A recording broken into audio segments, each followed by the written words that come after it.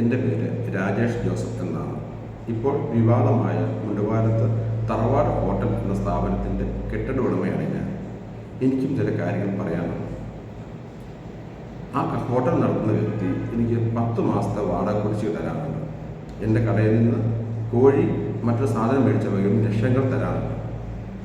എന്നാൽ ഇതൊന്നുമല്ല വസ്തുത. അത് 10 മാസത്തെ തരാനുണ്ടോ? ഈ വാടക കുടിശ്ശികയും സാധനങ്ങൾ കടയിൽ മീന്, ഇറച്ചി, കാട എല്ലാം പക്ക ആയിട്ട് എൻ്റെ ഇതുകൊണ്ടുള്ളതാണ്. കടയിൽ നിന്ന് സാധനം മേടിച്ച വകയിലുള്ള പൈസ കണക്ക് ബാബു ജോസഫിൻ്റെ വാട്സപ്പിൽ ഇട്ട് കൊടുത്തിട്ടുള്ളതാണ്. 10 മാസത്തെ വാടക കുടിശ്ശികയായിട്ടുള്ളതാണ്. ഇത് ഞാൻ പല പ്രാവശ്യം ബാബു ജോസഫിനോട് ചോദിച്ചിട്ടുള്ളതാണ്. അപ്പോൾ ചിട്ടി കിട്ടാനുണ്ട്, ചിട്ടി പിടിക്കും തരാൻ എന്ന് പറഞ്ഞിട്ടിരുന്നതാണ്. എന്നാൽ ഇപ്പോൾ ഇവിടെ വന്ന വസ്തുത ഇതൊന്നുമല്ല.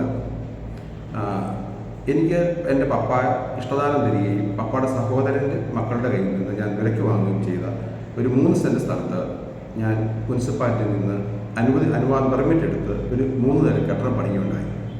എന്നാൽ എൻ്റെ നിർഭാഗ്യകരം കൊണ്ട് പണിത മേസ്ത്രിയുടെ കൈപ്പിഴ കൊണ്ട് അതിൻ്റെ സെറ്റ് ബാക്കിൽ ചെറിയ കുറവ് വരികയും മുനിസിപ്പാലിറ്റിയിൽ നിന്ന് നമ്പറിന് അപേക്ഷിച്ചപ്പോൾ സെറ്റ് ബാക്ക് ക്ലിയർ ആക്കാതെ നമ്പർ ലഭിക്കുകയില്ലെന്ന് പറയുകയുണ്ടായി. ഞാൻ ബാങ്കിൽ നിന്ന് 15 ലക്ഷം രൂപയോളം ലോൺ എടുത്താണ് കെട്ടിടം പണിതത്. എന്നാൽ കെട്ടിടത്തിൻ്റെ പുറകുവശം കുറച്ച് ഭാഗം പൊളിച്ചു മാറ്റിയതിന് ശേഷം ക്രമവൽക്കരിക്കാൻ നോക്കിയപ്പോഴത്തേക്കും അത് സ്റ്റെയർ കേസ് ഇരിക്കുന്നത് കൊണ്ടും കെട്ടിടം മുഴുവൻ നാശമായി പോകുന്നതുകൊണ്ടും എനിക്കത് സാധിച്ചില്ല. എനിക്ക് ബാങ്കിൽ നിന്ന് ലോൺ അടയ്ക്കുകയും ചെയ്യുന്നത് കൊണ്ട് അഭിലാഷ് എന്ന ആൾ എൻ്റെ അടുത്ത് വരികയും ഒരു കട നടത്താൻ അനുവാദം ചോദിക്കുകയും ചെയ്തു. അത് ഏത് കാലത്താണ് വന്നത്? അഭിലാഷ് ഒരു 2018-19 കാലത്തിലാണ് എൻ്റെ അടുത്ത് വന്നത്. അന്നേരം ഞാൻ ഈ നമ്പറില്ലെന്നും ഈ കാര്യങ്ങളെല്ലാം അഭിലാഷിനെ ബോധ്യപ്പെടുത്തുകയും ചെയ്തിട്ടുള്ളതാണ്. എന്നാൽ അഭിലാഷിനെ കരാർ കൊടുത്ത് ഇത് അഭിലാഷ് കട നടത്തുകയും എന്നാൽ ഒരു 2020 കൂടി അഭിലാഷിന് വിദേശത്ത് പോകേണ്ട ആവശ്യം വരികയും അതിൻ്റെ നടപടിക്രമങ്ങളുടെ ഭാഗമായിട്ട് അഭിലാഷ് എൻ്റെ സഹപാഠിയും ക്ലാസ്മേറ്റുമായ ബാബു ജോസഫ് എന്ന വ്യക്തിയെ കൊണ്ടുവരികയും പുള്ളിക്ക് കട കൈമാറുന്നതിന് വിരോധമുണ്ടെന്ന് ചോദിക്കുകയും എൻ്റെ ക്ലാസ്മേറ്റ് ആയതുകൊണ്ട് തന്നെ ഞാൻ ഒരു വിരോധമില്ലെന്ന് പറയുകയും അഭിലാഷ് എനിക്ക് തന്ന ഡിപ്പോസിറ്റ് തുകയായ 2 ലക്ഷം രൂപ നിർത്തുമ്പോൾ ബാബു ജോസഫിന് കൊടുത്താൽ മതി എന്നും പറഞ്ഞു. ഇപ്പോൾ നമുക്കറിയാം, കൊട്ടാരമ്പലത്തെ ഷോപ്പിംഗ് കോംപ്ലക്സിൽ ഒരു മുറി പിടിക്കുന്നതിന് 25 ലക്ഷം രൂപയോളമാണ് പകുതി കൊടുക്കേണ്ടത്. അതിനനുസരിച്ച് വാടകയും കൊടുക്കണം. ഈ 3 നില കെട്ടിടം മുഴുവൻ ഞാൻ പുള്ളിക്ക് കൊടുത്ത് 2 ലക്ഷം രൂപ ഡിപ്പോസിറ്റിനാണ് കൊടുത്തത്. എന്നാൽ കരാർ പ്രകാരം ഇതാണ് എഗ്രിമെൻ്റ്. ഈ എഗ്രിമെൻറ്റിൽ വ്യക്തമായി പറയുന്നുണ്ട്, മുനിസിപ്പാലിറ്റി കെട്ടിട നമ്പറിന് വേണ്ടി അപേക്ഷിച്ചിട്ടുള്ളതാണെന്ന് വ്യക്തമായി പറയുന്നുണ്ട്. ബാബു ജോസഫിൻ്റെ ഒപ്പാണ് മുനിസിപ്പാലിറ്റിയിൽ അസസ്മെൻറ്റിന് കൊടുത്തിട്ടുണ്ട് എന്ന് നമ്മൾ ആദ്യം ഉണ്ടാക്കിയ എഗ്രിമെൻറ്റിൽ വ്യക്തമായിട്ട് എഴുതി ചേർത്തിട്ടുണ്ടല്ലേ? വ്യക്തമായിട്ട് എഴുതി ചേർത്തിട്ടുണ്ട്. ഈ എഗ്രിമെൻറ്റ് അദ്ദേഹം ഈ ബാബു ജോസഫും കണ്ടതാണ്. ബാബു ജോസഫ് ഒപ്പിട്ടതാണ്. അപ്പോൾ നമ്പറില്ലാത്തതിൻ്റെ പേരിൽ അന്ന് പകുതി വാടക തരാമെന്ന്, ഏകദേശം 35,000 രൂപ 3 നില കെട്ടിടത്തിൽ ഒരു ദിവസം 1000-1200 രൂപ വാടക തരാമെന്നും നമ്പർ കിട്ടുന്ന മുറയ്ക്ക് വാടക കൂടുതൽ തരാമെന്നും എന്നോട് വാക്കാൽ സമ്മതിച്ചതുമാണ്. അതിന് പ്രകാരം എനിക്ക് ബാങ്ക് ലോണുകളുണ്ട്. എനിക്ക് കാനറ ബാങ്കിൽ തന്നെ 2.5 കോടി രൂപയുടെ ബാധ്യതയുണ്ട്. ഫെഡറൽ ബാങ്കിൽ 1 കോടി രൂപയുടെ ബാധ്യതയുണ്ട്. കാർഷിക വികസന ബാങ്കിൽ 20 ലക്ഷം രൂപയുടെ ബാധ്യതയുണ്ട്. ഇത്രയും ബാധ്യതയുള്ള എനിക്ക് അതിന് വഴങ്ങാൻ കാരണം കെട്ടിടം കൊടുക്കാതെ ഇരുന്ന് കഴിഞ്ഞാൽ ഇതൊക്കെ കിട്ടുന്നത് ഇതുകൊണ്ടാണ് ഞാൻ ജീവിക്കണ്ടേ. എന്നാൽ ആരുടെ പരാതി ഇല്ലാത്തതിൻ്റെ പേരിൽ കുറച്ച് നാൾ കട നടന്നു എന്ന വസ്തുതയാണ്. എന്നാൽ ഇതിനിടയ്ക്ക് ഞാൻ നമ്പറിന് വേണ്ടി പരിശ്രമിച്ചുകൊണ്ടിരുന്നതാണ്. എന്നാൽ ഒരു 3 മാസങ്ങൾക്ക് മുമ്പ് സഹാവ് ലാലിസൻ ചേട്ടൻ്റെയും ശ്രീ പൂവലി ജോസൂടി ചേട്ടൻ്റെയും മധ്യസ്ഥ ചർച്ചയിൽ അയൽവാസിയിൽ നിന്ന് ഒരു കാസൽ സ്ഥലം വെച്ച് മോഹവില നൽകി ഞാൻ വാങ്ങുകയുണ്ടായി. അത് ഏത് കാലത്ത്? എത്ര മാസമായി? ഒരു 3 മാസം. 3 മാസം ഒരു ഏപ്രിൽ മെയ്യോട് മേടിച്ചു. അതിന് പ്രകാരം ഞാൻ എഞ്ചിനീയറെ കൊണ്ട് കാണിച്ചപ്പോൾ നമുക്ക് ഇപ്പോൾ കെട്ടിടം നിയമാനുസൃതമാണെന്നും നമുക്ക് മുനിസിപ്പാലിറ്റിയുടെ നമ്പറിന് അർഹതയുണ്ടെന്ന് പറഞ്ഞു. പുള്ളി റോഡിൻ്റെ വീതി കെട്ടിടത്തിൻ്റെ സെറ്റ് ബാക്കിൽ അളന്നു നോക്കി. ഇനി നമുക്ക് അതിന് വേണ്ട അടിസ്ഥാന സൗകര്യങ്ങൾ ഒരുക്കി മുനിസിപ്പാലിറ്റി അപേക്ഷിച്ചാൽ നമ്പർ കിട്ടുമെന്നും അതിനു വേണ്ടിയുള്ള ഇതുകൂടെ ഞാൻ പുള്ളി ഏൽപ്പിച്ചതും അത് നടന്നു വരുന്നതുമാണ്. ഇതിന് പ്രകാരം ബാബു ജോസഫിനോട് 1 മാസത്തേക്ക് ഒന്ന് കെട്ടിടം നിർത്തിവെക്കണമെന്നും നമ്പർ കിട്ടി ലൈസൻസ് എടുത്ത് പക്കായിട്ട് നടത്താമെന്ന് ആവശ്യപ്പെടുന്നതാണ്. ഈ കടയിൽ നിന്ന് വേസ്റ്റ് വെള്ളം പൊയ്ക്കൊണ്ടിരുന്നത് അടുത്ത പ്രയത്നത്തിലായിട്ടാണ് പൊയ്ക്കൊണ്ടിരുന്നത്. അവരത് തടയുകയും അവിടെ മതിൽ കെടുത്തിരിക്കുകയും ചെയ്തിട്ടുള്ളതാണ്. ഇപ്പോൾ ഈ കെട്ടിടത്തിന് കട നടത്തുന്നതിന് ഹോട്ടൽ നടത്തുന്നതിന് വേണ്ട അടിസ്ഥാന സൗകര്യങ്ങളൊന്നും ഇല്ലാത്തതുമാണ്. എന്നാൽ ബാബു ജോസഫ് ഞാൻ പറഞ്ഞതിനും ഈസ്റ്ററോടുകൂടി കട നിർത്താനാണ് ഞാൻ ആവശ്യപ്പെട്ടത്. പണിക്കാരുടെ പ്രശ്നം കാരണം ഒരാഴ്ച മുമ്പ് കട നിർത്തിയതിനെ അറിയിക്കുകയും ചെയ്തു. എന്നാൽ ബാബു ജോസഫ് അവിടുന്ന് കട എനിക്ക് കൈമാറ്റം ചെയ്യുകയോ സാധനങ്ങൾ മാറ്റുകയോ ചെയ്തിട്ടില്ല. ഏകദേശം ഒരു 2 ആഴ്ചയ്ക്ക് ശേഷം ബാബു ജോസഫ് എന്ന വ്യക്തി പാർട്ടി ഓഫീസിൽ വരികയും പാർട്ടി ഓഫീസിൽ നിന്ന് എന്നെ അവിടെ വരെ വരാൻ സാധിക്കുമെന്ന് ചോദിക്കുകയും ചെയ്തു.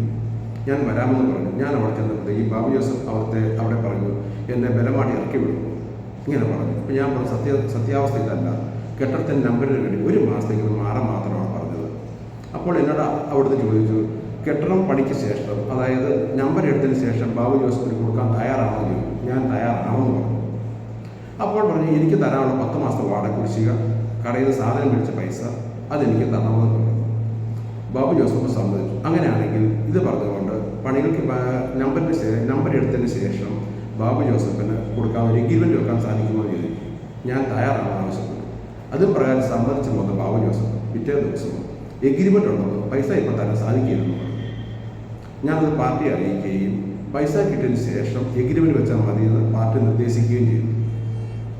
എന്നാൽ ഏകദേശം ഒരു 2 ആഴ്ചയ്ക്ക് ശേഷം ബാബു ജോസഫ് പാർട്ടിയെ ബന്ധപ്പെട്ടതനുസരിച്ച് എൻ്റെ അടുത്ത് വന്ന് 1 ലക്ഷം രൂപ ഇപ്പോൾ തരാമെന്ന്, ബാക്കി പൈസ പിന്നീട് നൽകാമെന്നും പറഞ്ഞു. എന്നാൽ ഞാൻ അതും സമ്മതിക്കുകയുണ്ടായി. എന്നാൽ അതിൽ നിന്നും ബാബു ജോസഫ് പിന്മാറി. ഏകദേശം പിന്നീട് ഒരു 2 ആഴ്ചയ്ക്ക് ശേഷം ബാബു ജോസഫ് വേറെ പാർട്ടിയായി ബന്ധപ്പെട്ട ഒരാൾ എൻ്റെ അടുത്ത് അയക്കുകയും ഇപ്പോൾ 50,000 രൂപ തരാമെന്ന്, കട തുറന്ന് പ്രവർത്തിക്കാൻ അനുവദിക്കുമെന്നും പറഞ്ഞു. ഞാൻ പറഞ്ഞു, ലൈസൻസ് ഇല്ലാത്ത കെട്ടിടം തുറന്ന് പ്രവർത്തിക്കാൻ പറ്റിയ നമ്പറിന് വേണ്ടി നമ്മൾ ഇതുവരെ മുമ്പോട്ട് നീങ്ങിയതാണ്. ഇനി നമ്പർ കിട്ടി ലൈസൻസിന് ശേഷം പ്രവർത്തിക്കാമെന്നും ഇപ്പോൾ സാമ്പത്തികം ഇല്ലെങ്കിൽ തരണമെന്നും, കെട്ടിടത്തിൻ്റെ നമ്പർ ലഭിച്ചതിന് ശേഷം പണി ലൈസൻസ് ലഭിച്ചതിന് ശേഷം കട തുടങ്ങുന്നതിന് തലേ ദിവസം എനിക്ക് പൈസ തന്നാൽ മതിയെന്നും ഞാൻ പറഞ്ഞതാണ്. വാടക വർധനവിൻ്റെ ഒരു കാര്യവും ഞാൻ ആവശ്യപ്പെട്ടിട്ടില്ല. ഈ നിമിഷം വരെ ബാബു ജോസഫിനോട് നമ്മൾ അവിടെ ഇറങ്ങാൻ ആവശ്യപ്പെട്ടിട്ടില്ല. 1 മാസത്തേക്ക് ഒന്ന് മാറി നിൽക്കാൻ മാത്രമാണ് ആവശ്യപ്പെട്ടത്. ഈ കെട്ടിട നമ്പർ ലഭ്യമാക്കുന്ന ഒരു കാലതാമസം 1 മാസത്തിൽ ഒന്ന് മാറി നിൽക്കുക, 1 മാസത്തേക്ക് ഒന്ന് മാറി നിൽക്കാൻ പോലും ഇനി 1 മാസത്തിൽ കൂടുതൽ വന്നെങ്കിലും എന്ന് ഓർത്താണ് ബാബു ജോസഫ് സാമ്പത്തികം വരെടുത്ത് അറേഞ്ച് ചെയ്യണമെങ്കിൽ ഞാൻ അവിടെ തരണ്ട.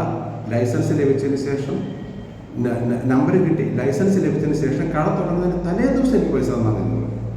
വാടക വർധനവിൻ്റെ കാര്യം പാർട്ടി ഓഫീസിൽ വെച്ച് ചർച്ച ചെയ്തപ്പോൾ ഞാൻ പറഞ്ഞത് ഇപ്പോൾ ഞാൻ ഒന്നും പറയുന്നില്ല, അന്ന് എല്ലാവരുടെയും മധ്യസ്ഥ ചർച്ച ചെയ്ത് എനിക്ക് തീരുമാനിച്ചാൽ മതി എന്നാണ് ഞാൻ പറഞ്ഞത്. എന്നാൽ എന്നെയും ഇതിലിടപെട്ട പാർട്ടി നേതാക്കന്മാരെയും വഞ്ചിച്ചുകൊണ്ട് ഒരാഴ്ചയ്ക്ക് ശേഷം ബാബു ജോസഫ് എനിക്കെതിരെ കോടതിയിൽ നിന്ന് ഇൻജക്ഷൻ നോട്ടീസ് മേടിക്കുകയും എൻ്റെ പപ്പ ഇരിക്കുന്ന സ്ഥലത്ത് എനിക്ക് കയറരുതെന്നും അവനെ തടസ്സപ്പെടുത്തരുതെന്നും പറഞ്ഞുകൊണ്ട് കോടതിയിൽ നിന്ന് ഇൻജക്ഷൻ നോട്ടീസ് മേടിച്ചു. ഇതെന്താ വെള്ളരിക്കപ്പുറമാണോ? നമുക്ക് വാടകയ്ക്ക് കൊടുത്തു എന്ന പുള്ളിക്ക് ഉപജീവന മാർഗത്തിൽ വാടകയ്ക്ക് കൊടുത്തു എന്നൊരു ഒറ്റ തെറ്റേ ഞാൻ ചെയ്തിട്ടുള്ളൂ. വാടകയ്ക്ക് കൊടുത്താൽ കെട്ടിടം വാടകക്കാരന് സ്വന്തമാകും. ഇപ്പോൾ ഇതുവഴി വന്നിരിക്കുന്നത് ഇത് കാണുന്ന ആൾക്കാർ ആരെങ്കിലും ബാബു ജോസഫിനെങ്കിലും കട വാടകയ്ക്ക് കൊടുക്കും.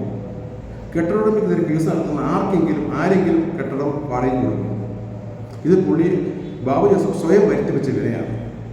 ഇത് എൻ്റെ വക്കീലിൻ്റെ നിർദ്ദേശാനുസരണം ഞാൻ മുനിസിപ്പാലിറ്റിയിൽ പരാതി നൽകുകയും കോടതിയിൽ പരാതി നൽകുകയും ചെയ്യുക. ലൈസൻസ് ഇല്ലാത്ത സ്ഥാപനം തുറന്ന് പ്രവർത്തിക്കരുതെന്ന് പറഞ്ഞ് ഞാൻ ആവശ്യപ്പെടുകയും ചെയ്യും.